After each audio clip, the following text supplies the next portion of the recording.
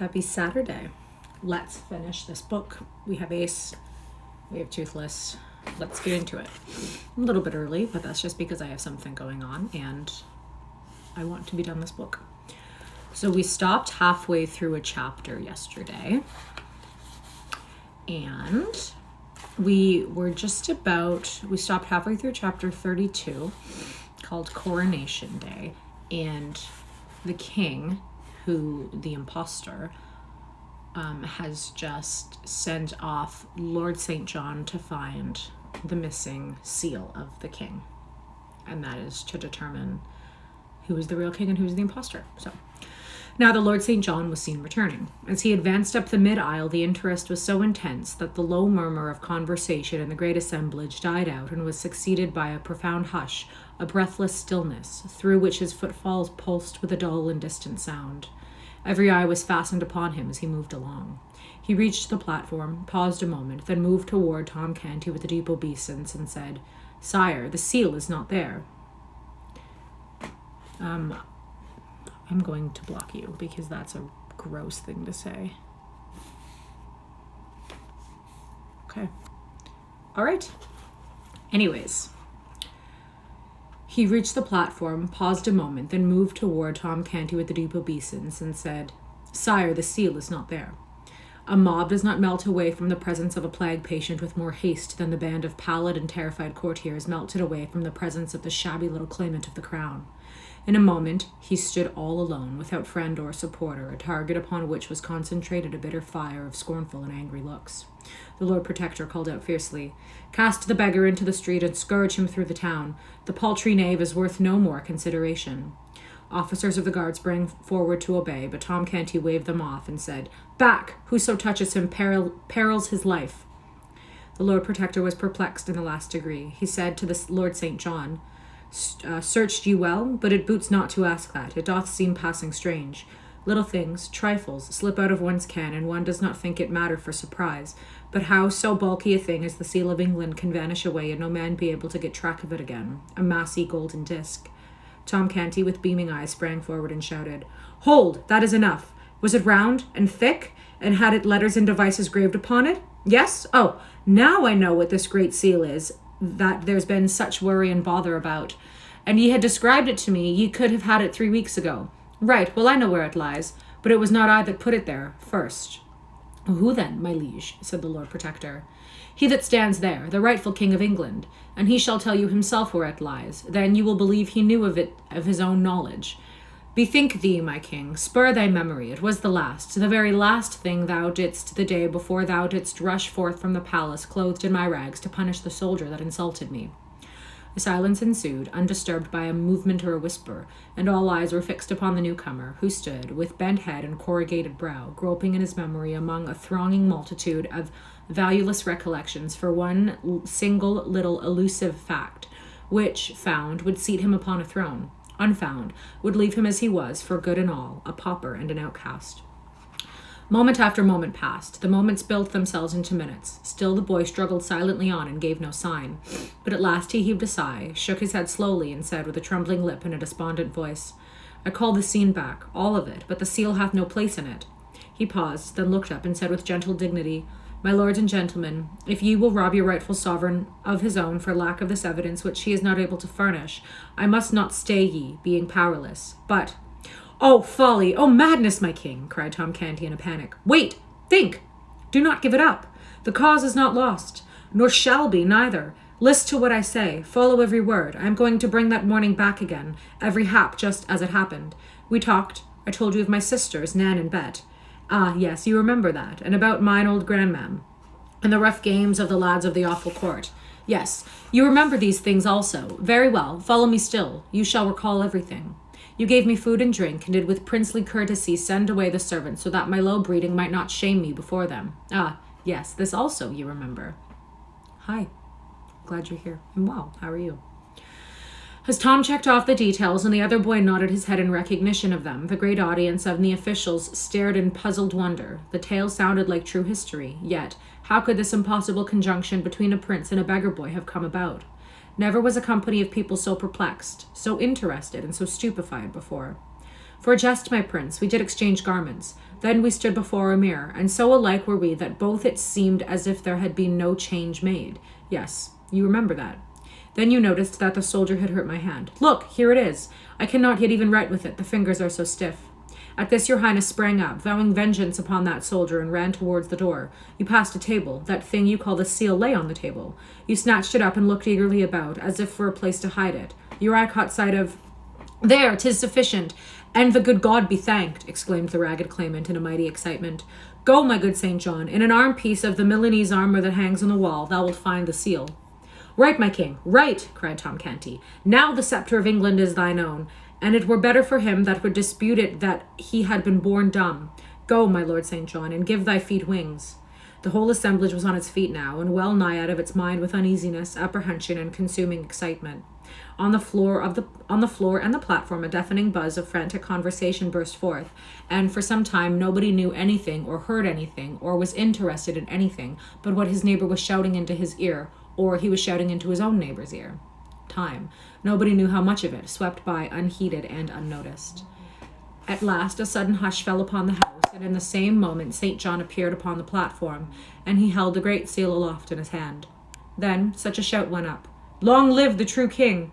For 5 minutes the air quaked with shouts and the crash of musical instruments, and was white with a storm of waving handkerchiefs, as through it all a ragged lad, the most conspicuous figure in England, stood, flushed and happy and proud, in the centre of the spacious platform, with the great vassals of the kingdom kneeling around him. Then all rose, and Tom Canty cried out, Now, O my king, take these regal garments back, and give poor Tom thy servant his shreds and remnants again. The Lord Protector spoke up. Let the small varlet be stripped and flung into the tower. But the new king, the true king, said, I will not have it so. But for him I had not got my crown again. None shall lay a hand upon him to harm him.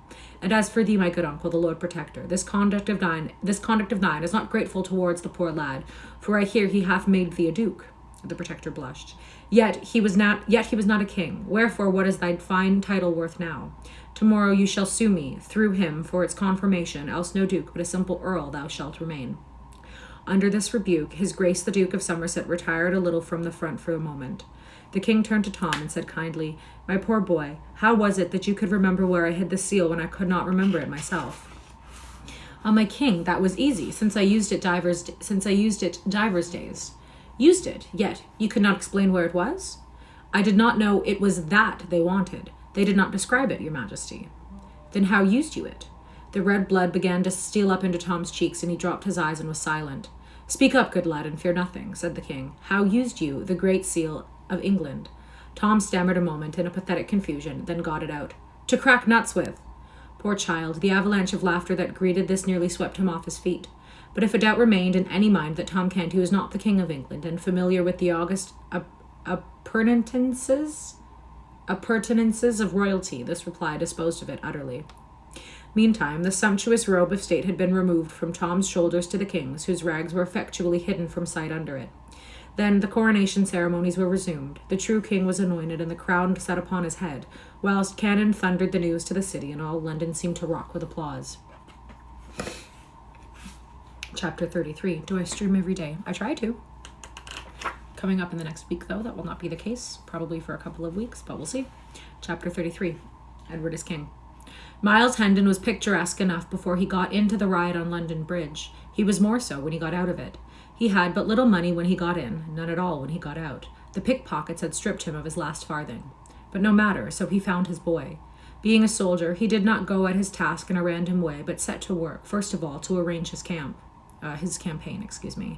What would the boy naturally do? Where would he naturally go? Well, argued Miles, he would naturally go to his former haunts, for that is the instinct of unsound minds, when homeless and forsaken, as well as of sound ones. Whereabouts were his former haunts? His rags, taken together with the low villain who seemed to know him and who even claimed to be his father, indicated that his home was in one or another of the poorest and meanest districts in London. Would the search for him be difficult or long? No, it was likely to be easy and brief. He would not hunt for the boy. He would hunt for a crowd. In the center of a big crowd or a little one, sooner or later, he should find his poor little friend, sure, and the mangy mob would be entertaining itself with pestering and aggravating the boy, who would be proclaiming himself king as usual. Then Miles Hendon would cripple some of those people and carry off his little ward and comfort and cheer him with loving words, and the two would never be separated any more. So Miles started on his quest. Hour after hour he tramped through back alleys and squalid streets, seeking groups and crowds and finding no end of them, but never any sign of the boy. This greatly surprised him, but did not discourage him.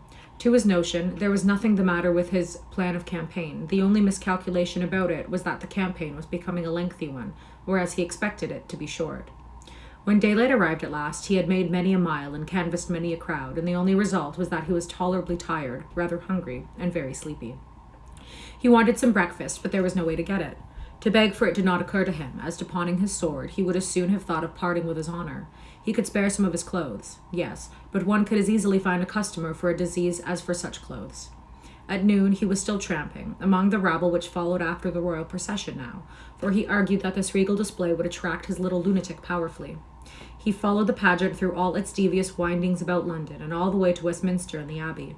He drifted here and there among the multitudes that were massed in the vicinity for a weary long time, baffled and perplexed, and finally wandered off, thinking and trying to contrive some way to better his plan of campaign. By and by, when he came to himself out of his musings, he discovered that the town was far behind him and that the day was growing old. He was near the river and in the country. It was a region of fine rural seats, not the sort of district to welcome clothes like his. It was not at all cold, so he stretched himself on the ground in the lee of a hedge to rest and think. Drowsiness presently began to settle upon his senses. The faint and far-off boom of cannon was wafted in his ear, and he said to himself, "The new king is crowned," and straightway fell asleep. He had not slept or rested before for more than 30 hours. He did not wake again until near the middle of the next morning. He got up, lame, stiff, and half-famished, washed himself in the river, stayed his stomach with a pint or two of water, and trudged off towards Westminster, grumbling at himself for having wasted so much time. Hunger helped him to a new plan now. He would try to get speech with old Sir Humphrey Marlowe and borrow a few marks, and that was enough of a plan for the present. It would be time enough to enlarge it when this first stage should be accomplished. Toward 11 o'clock, he approached the palace, and although a host of showy people were about him, moving in the same direction, he was not inconspicuous. His costume took care of that. He watched these people's faces narrowly, hoping to find a charitable one whose possessor might be willing to carry his name to the old lieutenant. As to try to get him into the palace himself, that was simply out of the question. Presently our whipping boy passed him, then wheeled about and scanned his figure well, saying to himself, "And that is not the very vagabond his majesty is in such a worry about, then I am an ass, though belike I was that before. He answereth the description to a rag, that God should make two such would be to cheapen miracles by wasteful repetition.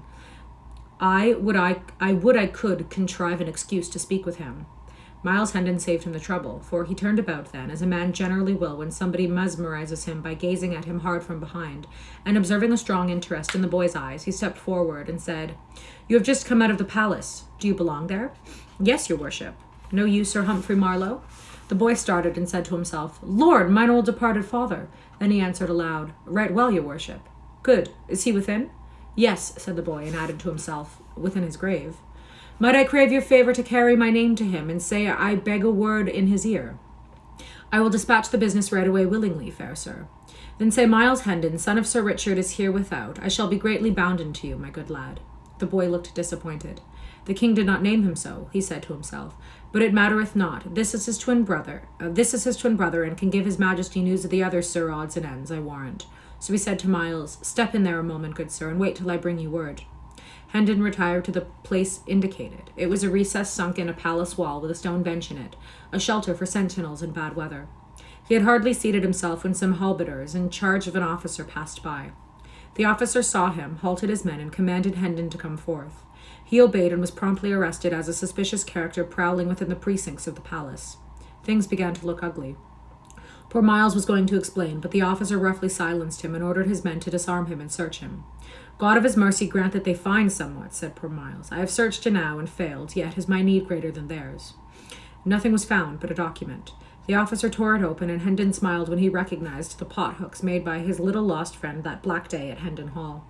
The officer's face grew dark as he read the English paragraph, and Miles blended to the opposite color as he listened. "Another new claimant of the crown," cried the officer. "Verily they breed like rabbits today. Seize the rascal, men, and see ye keep him fast whilst I convey this precious paper within and send it to the king." He hurried away, leaving the prisoner in the grip of the halberders. "Now is my evil luck ended at last," muttered Hendon, "for I shall dangle at a rope's end for certainty by reason of that bit of writing. And what will become of my poor lad? Ah, only the good God knoweth." By and by he saw the officer coming again in a great hurry, so he plucked his courage together, proposing to meet his trouble as became a man. The officer ordered the men to loose the prisoner and return his sword to him, then bowed respectfully and said, "Please you, sir, to follow me." Hendon followed, saying to himself, "An I were not travelling to death in judgment, and so much needs economize in sin, I would throttle this knave for his mock courtesy." The two traversed a populous court and arrived at the grand entrance of the palace, where the officer, with another bow, delivered Hendon into the hands of a gorgeous official, who received him with profound respect and led him forward through a great hall, lined on both sides with rows of splendid flunkies, who made reverential obeisance as the two passed along, but fell into death throes of silent laughter at our stately scarecrow the moment his back was turned. And up a broad staircase among flocks of fine folk, and finally conducted him into a vast room, clove a passage for him through the assembled nobility of England, then made a bow, reminded him to take his hat off, and left him standing in the middle of the room, a mark for all eyes, for plenty of indignant frowns, and for sufficiency of amused and derisive smiles. I'm very tired today. I apologize. Miles Hendon was entirely bewildered. There sat the young king under a canopy of state 5 steps away, with his head bent down on his side, speaking with a sort of human bird of paradise, a duke maybe. Hendon observed to himself that it was hard enough to be sentenced to death in the full vigor of life without having this peculiarly public humiliation added. He wished the king would hurry about it. Some of the gaudy people nearby were becoming pretty offensive. At this moment the king raised his head slightly, and Hendon caught a good view of his face. The sight nearly took his breath away. He stood gazing at the fair young face like one transfixed, then presently ejaculated, "Lo, the lord of the kingdom of dreams and shadows on his throne." He muttered some broken sentences, still gazing and marveling, then turned his eyes around and about, scanning the gorgeous throng in the splendid saloon, murmuring, "But these are real. Verily, these are real. Surely it is not a dream." He stared at the king again and thought, "Is it a dream, or is he the venerable sovereign of England, and not the friendless poor Tom of Bedlam I took him for? Who shall solve me this riddle?" A sudden idea flashed in his eye, and he strode to the wall, gathered up a chair, brought it back, planted it on the floor, and sat down upon it. A buzz of indignation broke out. A rough hand was laid upon him, and a voice exclaimed, "Up, thou mannerless clown! Wouldst sit in the presence of the king?" The disturbance attracted his majesty's attention, who stretched forth his hand and cried out, "Touch him not! It is his right!" The throng fell back, stupefied. The king went on, "Learn ye all, ladies, lords, and gentlemen, that this is my trusty and well-beloved servant, Miles Hendon, who interposed his good sword and saved his prince from bodily harm and possible death. And for this he is a knight by the king's voice. Also learn that for a higher service, in that he saved his sovereign's stripes and shame, taking these upon himself, he is a peer of England, Earl of Kent, and shall have gold and lands meet for the dignity. More, the privilege which he hath just exercised is his by royal grant, for we have ordained that the chiefs of his line shall have and hold the right to sit in the presence of the majesty of England henceforth, age after age, so long as the crown shall endure. Molest him not." 2 persons who, through delay, had only arrived from the country during this morning, and had now been in this room only 5 minutes, stood listening to these words and looking at the king, then at the scarecrow, then at the king again, in a sort of torpid bewilderment. These were Sir Hugh and the Lady Edith, but the new earl did not see them. He was still staring at the monarch in a dazed way and muttering, "Oh, body me, this my pauper, this my lunatic, this he whom I would show what grandeur was in my house of 70 rooms and 27 servants. This is he who had never known aught but rags for raiment, kicks for comfort, and offal for diet. This is he whom I adopted and would make respectable. Would God I had a bag to hide my head in." Then his manner suddenly came back to him, and he dropped upon his knees with his hands between the king's, and swore allegiance and did homage for his lands and titles. Then he rose and stood respectfully aside, a mark still for all eyes, and much envy too.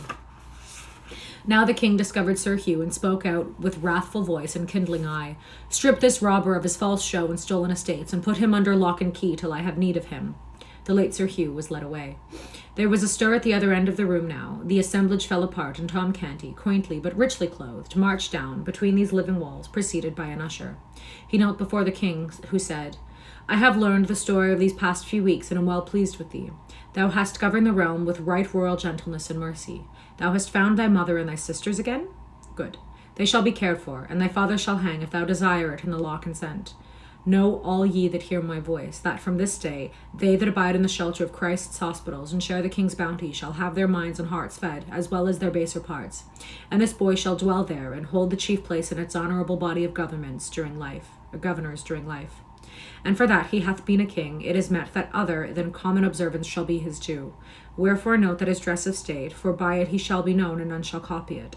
And wheresoever he shall come in, it shall remind the people that he hath been royal in his time, and none shall deny him his due of reverence or fail to give him salutation.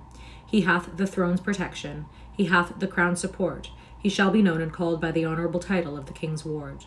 The proud and happy Tom Canty rose and kissed the king's hand and was conducted from the presence.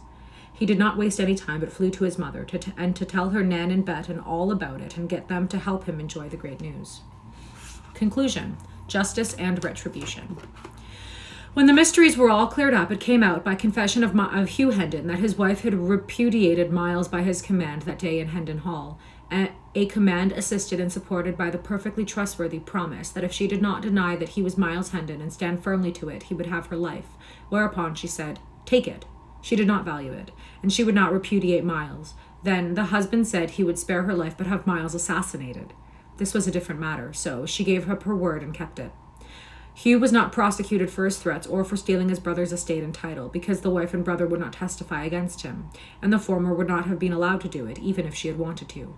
Hugh deserted his wife and went over to the continent, where he presently died, and by the Earl of Kent married his relict. There were grand times and rejoicings at Hendon village, where the couple paid their first visit to the hall. Tom Canty's father was never heard of again. The king sought out the farmer who had been branded and sold as a slave, and reclaimed him from his evil life with the Rufflers' gang, and put him in the way of a comfortable livelihood. He also took that old lawyer out of prison and remitted his fine. He provided good homes for the daughters of the two Baptist women who he saw burned at the stake, and roundly punished the official who had laid the undeserved stripes upon Miles Hendon's back. He saved from the gallows the boy who had captured the stray falcon, and also the woman who had stolen a remnant of cloth from a weaver, but he was too late to save the man who had been convicted of killing a deer in the royal forest. He showed favour to the justice who had pitied him when he was supposed to have stolen a pig, but he had the gratification of seeing him grow in the public esteem and become a great and honoured man.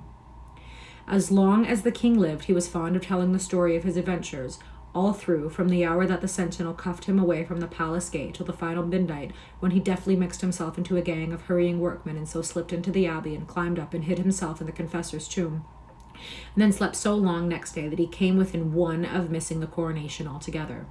He said that the frequent rehearsing of the precious lesson kept him strong in this purpose to make its teachings yield benefits to his people, and so, whilst his life was spared, he should continue to tell the story, and thus keep its sorrowful spectacles fresh in his memory and the springs of pity resplendent in his heart. Miles Hendon and Tom Canty were favourites of the king, all through his brief reign, and his sincere mourners when he died. The Earl of Kent had too much sense to abuse his particular privilege, but he exercised it twice after the instance we have seen of it before he was called from this world, once at the accession of Queen Mary, and once at the accession of Queen Elizabeth. A descendant of his exercised it at the accession of James I. Before this, one son chose to use the privilege. Near a quarter of a century had elapsed, and the privilege of the Kents had faded out of most people's memories. So, when the Kent of that day appeared before Charles I in his court and sat down in the sovereign's presence to assert and perpetuate the right of his house, there was a fine stir indeed. But the matter was soon explained, and the right confirmed. The last Earl of the line fell in the wars of the Commonwealth fighting for the king, and the odd privilege ended with him. Tom Canty lived to be a very old man, a handsome, white-haired old fellow of grave and benignant aspect. As long as he lasted, he was honoured, and he was also reverenced, for his striking and particular costume kept the people reminded that, in his time, he had been royal. So, wherever he appeared, the crowd fell apart, making way for him, and whispering one to another, "Doff thy hat, it is the king's ward." And so they saluted and got his kindly smile in return, and they valued it too, for it was an honourable history. For his was an honourable history.